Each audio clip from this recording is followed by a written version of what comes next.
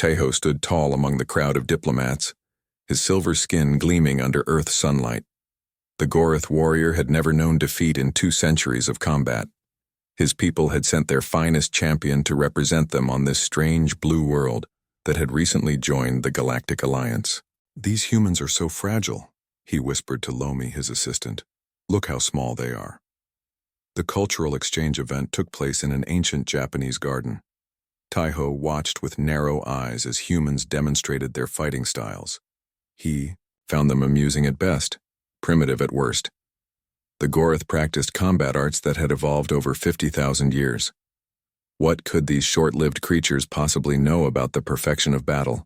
"And now," announced the human host, "Master Hyun will demonstrate traditional sword techniques that have been preserved for 15 generations in his family." A slender human male stepped onto the wooden platform.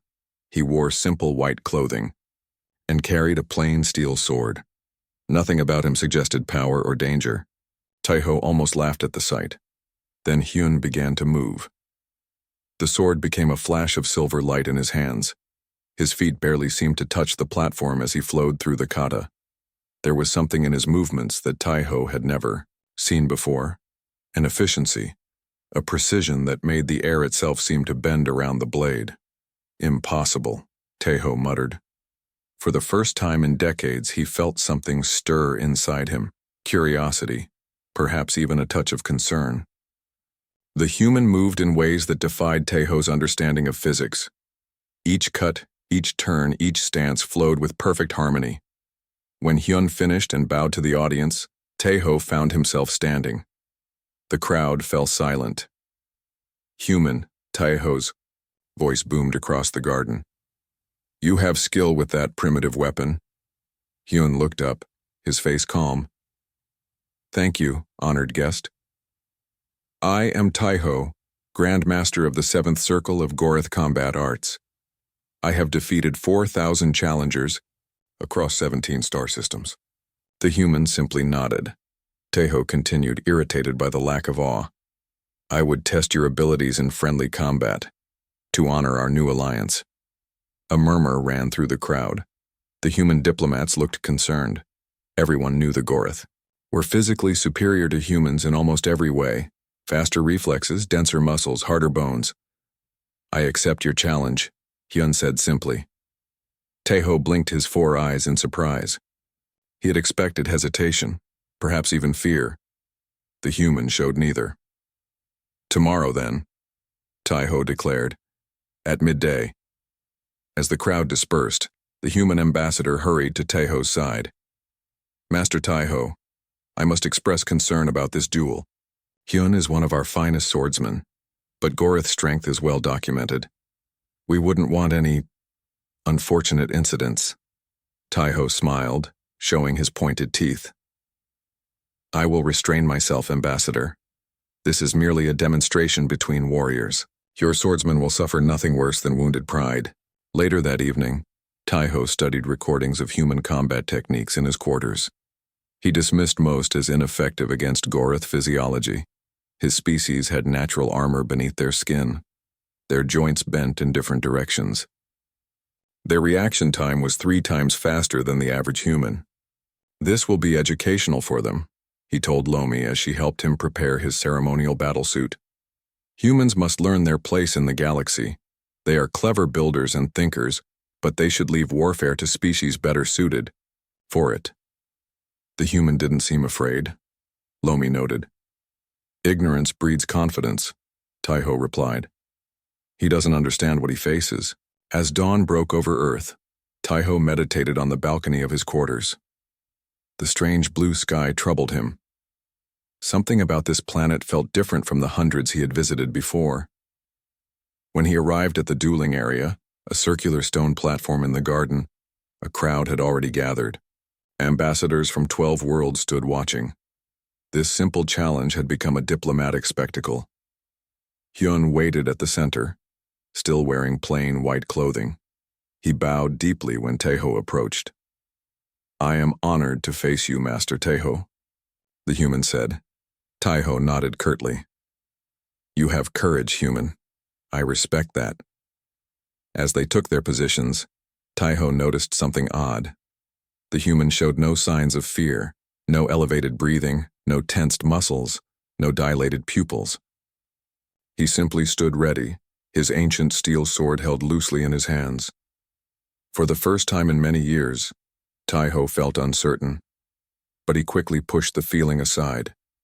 He was Gorith. He was undefeated. The gong sounded. The duel had begun. The night before the duel, Taiho sat cross-legged in his quarters, watching recordings of human sword techniques. His silver skin reflected the blue light of the display as images of human warriors flashed before his 4 eyes. "Primitive," he muttered, waving a 6-fingered hand to dismiss a video of an ancient samurai demonstration. "They rely on momentum, when they should use precision. Their bodies are weak, so they depend on tricks." Lomi, his assistant, entered with a data tablet. "I have information about your opponent, Master Taiho." "Tell me about this Hyun," Taiho said, not looking away from the display. "He is 42 Earth years old. He began training at age 5. His family has maintained their sword tradition for 15 generations. Taiho laughed, a rumbling sound like distant thunder. 15 generations of humans is barely 300 years. I have trained for 2 centuries myself. I was winning duels before this human's great-grandparents were born. There is more," Lomi continued. "Humans typically live only 80 to 100 years. So short?"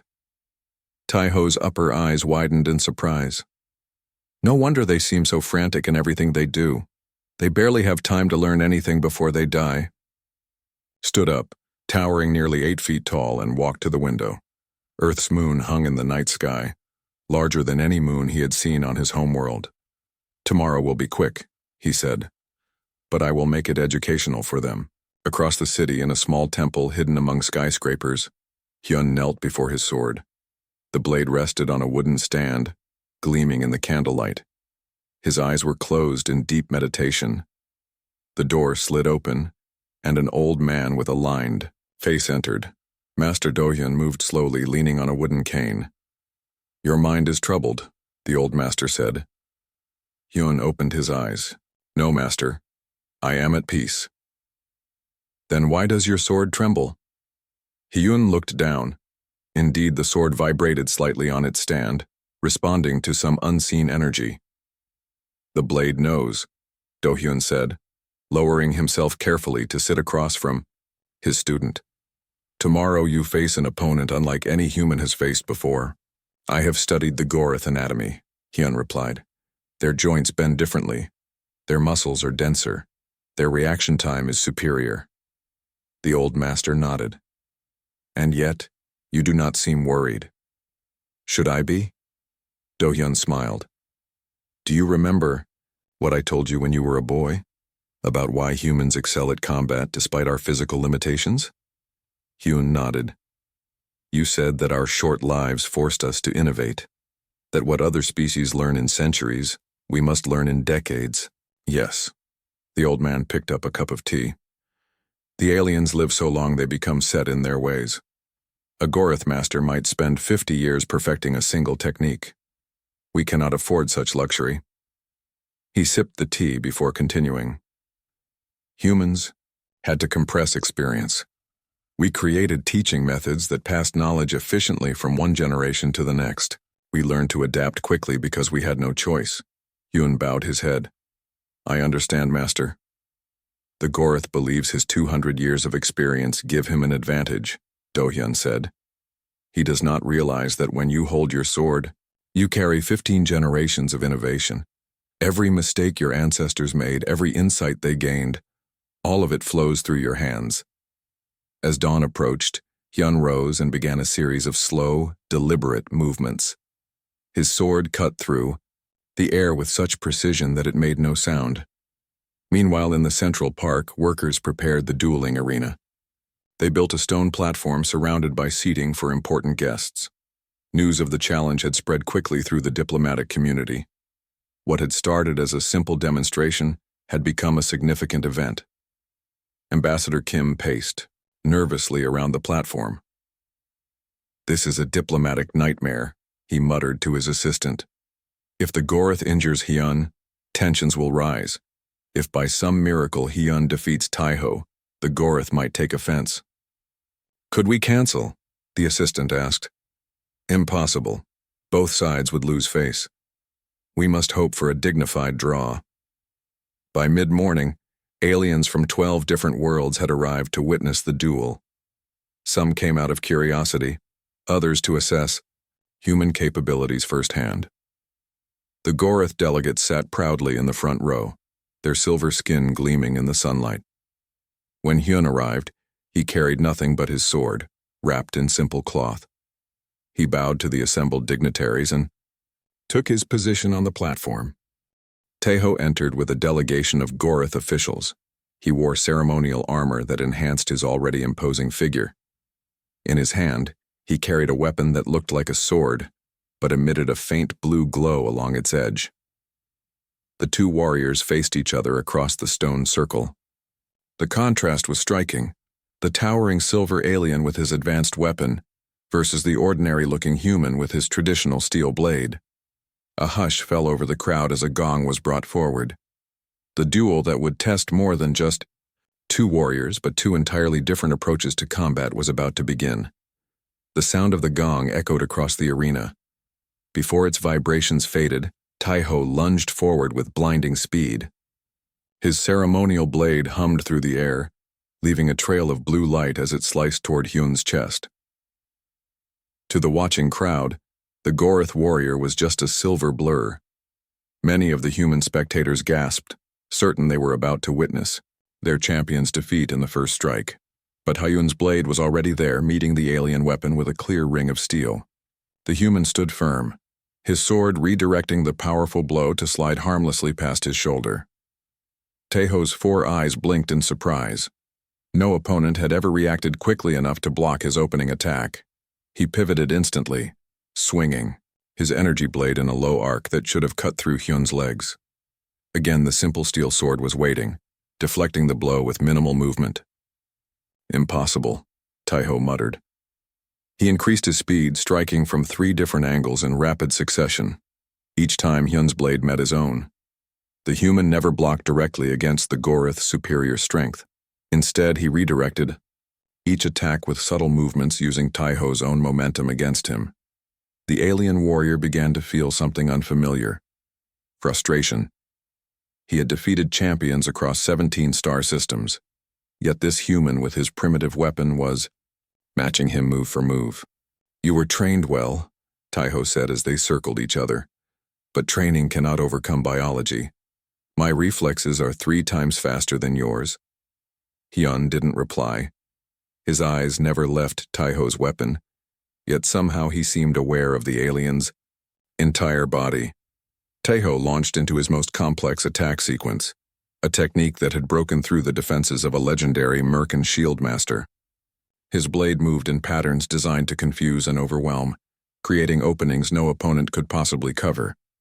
Yet Hyun's sword was always in the right place, meeting each strike with minimal effort.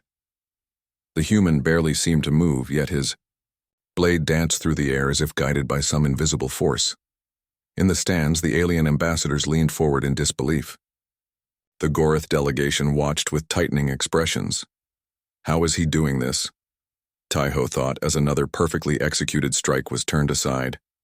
It's as if he knows what I'm going to do before I do it. And then it hit him.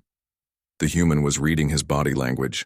Despite their different physiologies, Hyun had somehow learned to detect the subtle shifts in Taiho's weight, the minute changes in his stance that telegraphed his attacks. Taiho had always relied on his superior speed to overcome any defensive strategy. But speed meant nothing if your opponent knew where you would strike. He backed away, reassessing his approach. You have studied our kind well. Hyun finally spoke. I've never seen a Gorath fight before today. This answer disturbed Taiho even more. If the human hadn't studied Gorath combat specifically, then his defensive skills must be based on broader principles that worked against any opponent. Taiho attacked again, this time with raw power rather than finesse.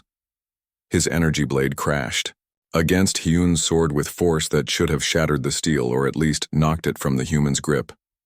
Instead, Hyun seemed to absorb the impact, his body flowing with the force rather than resisting it. The human's feet shifted slightly, his knees bent, his spine curved, every part of his body working in harmony to redirect the enormous power of the alien's blow. As they separated again, Taiho realized he was breathing harder, while Hyun remained calm. The Gorath warrior had never faced an opponent who could make him exert himself this way. "Your species evolved as prey, not predators," Taiho said between strikes. "How did you develop such combat skills?" Hyun parried another blow before answering. "Because we were prey, we had to become smarter than our predators. Being hunted taught us to anticipate, to read intention, to use an opponent's strength against them." Something in these words triggered a memory for Taiho. Long ago, his combat master had warned him about species that evolved from prey animals. "They fight differently," the old Gorath had said. "They don't fight for dominance or territory. They fight to survive, and that makes them dangerous in ways you cannot imagine." The first exchange ended when the timekeeper struck the gong. By tradition, the warriors returned to their starting positions. The crowd murmured in amazement. What should have been a quick demonstration of Gorath superiority had become a genuine contest. Ambassador Kim wiped sweat from his brow, torn between pride in Hyun's performance and fear of diplomatic complications. As Taiho took his position for the second round, he looked at the human with new eyes. He had underestimated not just this individual warrior, but perhaps humanity itself. These creatures with their fragile bodies and short lives had developed combat arts that compensated for their physical limitations in ways he had never considered possible. The gong sounded again. This time, Taiho approached with caution. The real duel had just begun. The second round began with a new intensity. Taiho had abandoned all restraint. His silver body became a blur as he attacked from all angles, his energy blade humming with deadly purpose. No longer was this a simple demonstration. The Gorath warrior was fighting with everything he had. "Now you will see true Gorath combat," Taiho announced, his voice deepening with effort. He unleashed a technique that had been perfected over 30 generations of his species. The Spiral of 7 Winds. His blade moved in a complex pattern, designed to create 7 simultaneous threat points. No defender could cover all 7. They must choose which blow to block and which to accept. The alien ambassadors recognized the legendary move. Some stood up, expecting to witness the end of the match. Even several Gorath officials nodded in approval, knowing no defense existed against this attack. But Hyun did not try to block all 7 threats. Instead, he stepped directly into the spiral, his body turning at precisely the right moment to pass through the pattern untouched. His sword tapped Taiho's arm as he moved past, a light touch that could have been a killing blow had he chosen. Taiho spun around, his 4 eyes wide with disbelief. No one had ever countered the Spiral of 7 Winds this way. The technique had been mathematically designed to be unbeatable. "How?" he demanded. Hyun did not answer. He simply returned to his ready stance, waiting. Anger flashed through Taiho's mind. He called upon the most ancient Gorath combat form, the Thunder Reed style. His body contorted into positions impossible for human joints, striking from angles that defied normal geometry. His weapon howled as it cut through the air at speeds that made it nearly invisible. Yet Hyun's responses remained minimal and precise. Where Taiho used large, powerful movements, Hyun used tiny adjustments.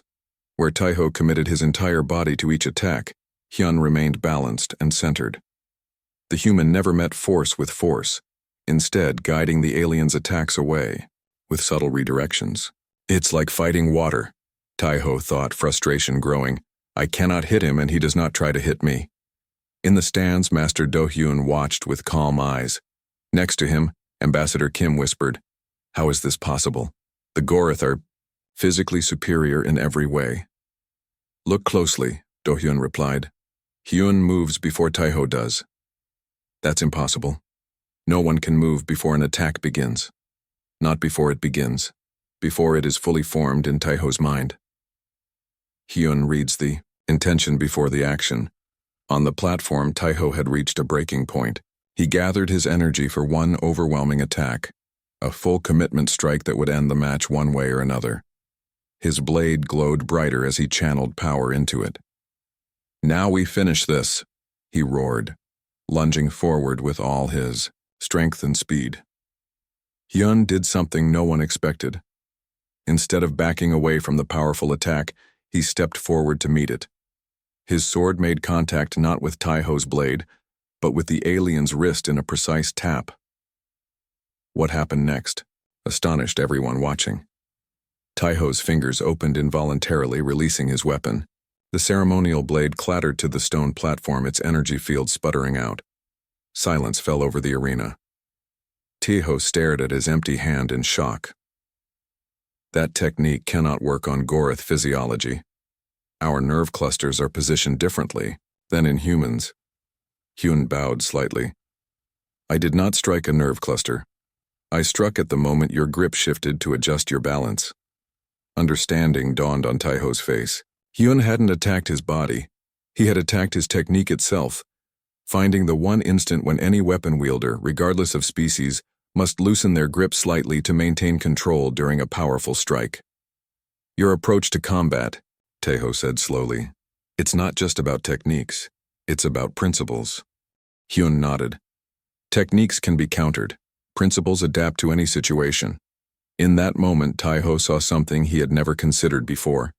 The Gorath had spent millennia perfecting specific combat forms, creating thousands of techniques for different situations.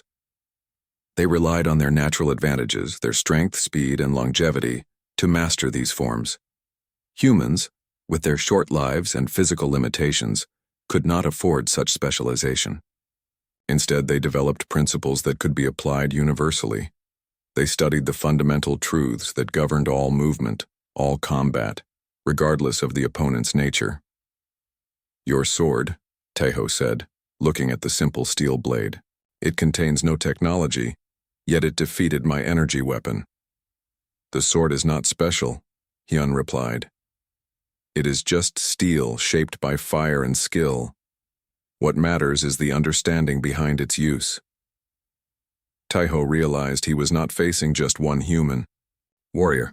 He was facing thousands of years of human adaptation and innovation, compressed and refined through countless generations.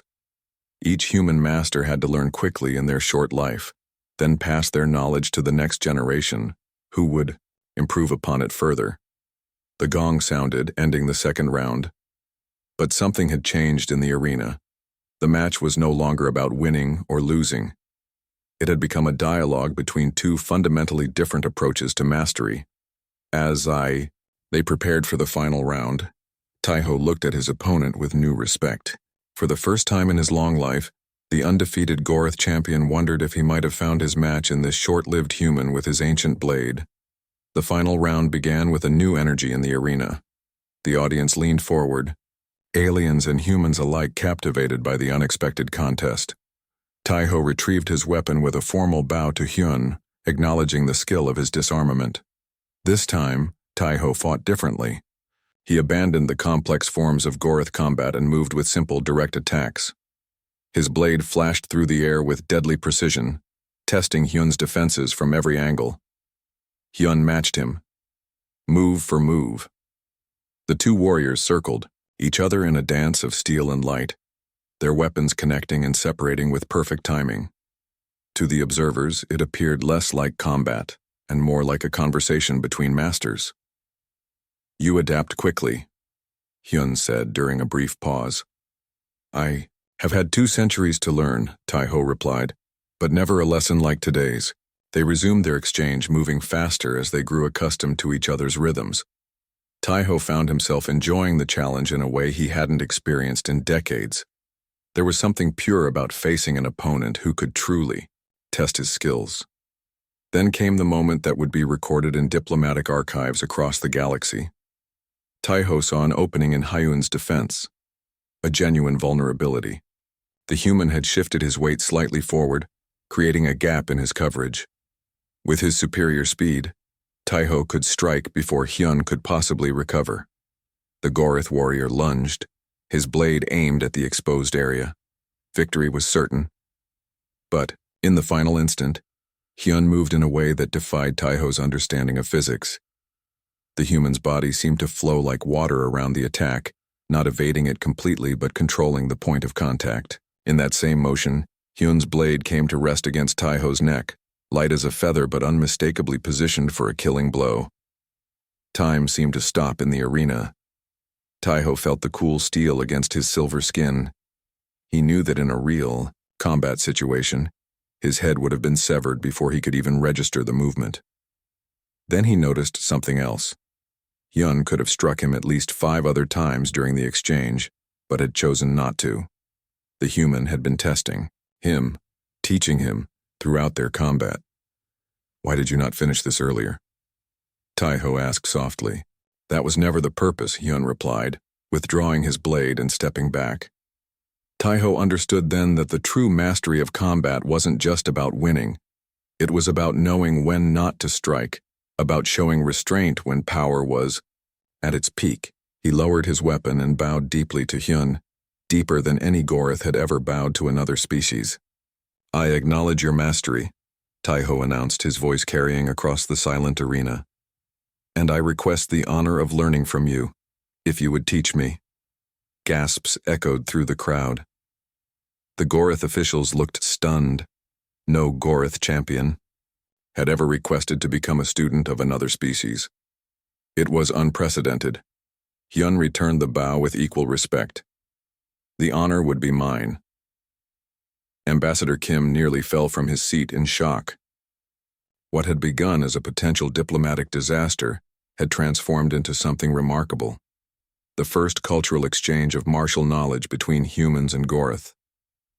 Later that evening, as the diplomats celebrated the unexpected outcome, with speeches and ceremonies, Taiho sat quietly with Master Dohyun in the temple garden. "Your student showed me something I have never seen in 2 centuries of combat," Taiho said. The old master smiled. "What did you learn?" "That humans don't perfect techniques, they perfect understanding. You don't try to master specific forms for every situation. You master principles that work in all situations." Dohyun nodded. "Our short lives don't give us the luxury of perfecting 10,000 techniques. We must find the underlying truth that connects them all." Taiho looked up at the stars, thinking of his homeworld. "My people believe our long lives give us an advantage. We have time to master every aspect of our crafts. But I see now that your short lives created a different kind of pressure. The pressure to innovate, to pass knowledge efficiently from one generation to the next." "Each generation improves upon the last," Dohyun agreed. "We stand on the shoulders of those who came before us." "In a way, humans don't live for just 80 years, Taiho said thoughtfully. "Your knowledge spans thousands of years passed from teacher to student, refined and improved with each passing." The following day, Taiho formally requested to stay on Earth as a student at Hyun's school. The Gorith officials reluctantly agreed, seeing the diplomatic advantages of such an arrangement. Hyun welcomed Taiho as his first alien student.